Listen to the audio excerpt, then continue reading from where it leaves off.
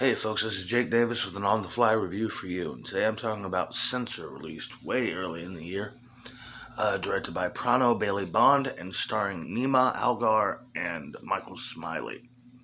This film is set during the height of the video nasty controversy of the 1980s, and our main character is a film censor who's a very strict film censor, and she's going through an archive film and excuse me, going through an archive film and starts to believe that what she's watching is a possible snuff film and is convinced that the woman in the movie is her long lost sister.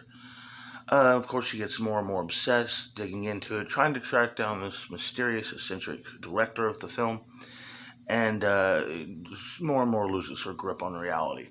I thought this movie looked good, had a very, very interesting look to it, but it was just predictable.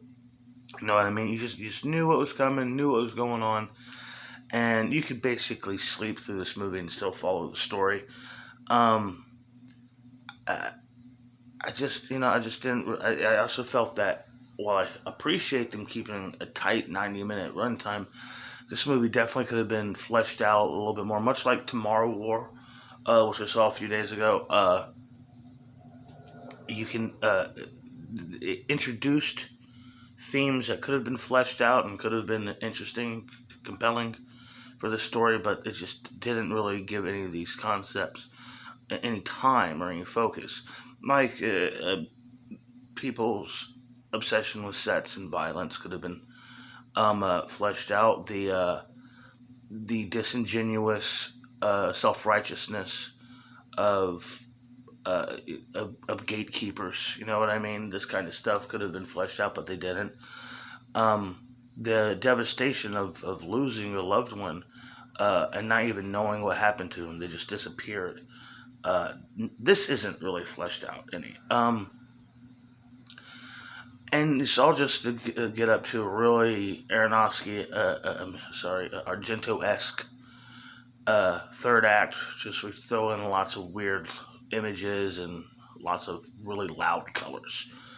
I didn't. I think the movie rushed through itself and didn't tell its story well.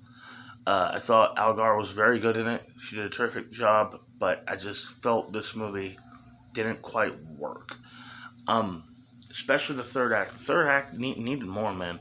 They needed more. It just wasn't satisfying at all.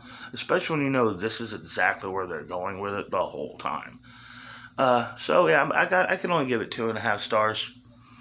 2.5 stars for good acting and a nice look, a good use of budget, but ultimately a disappointing film. Anyhow, I hope y'all enjoyed this video. It's like 7 in the morning. I don't know why I'm shooting so early. I'm Jake Davis, and I'll catch you on the fly.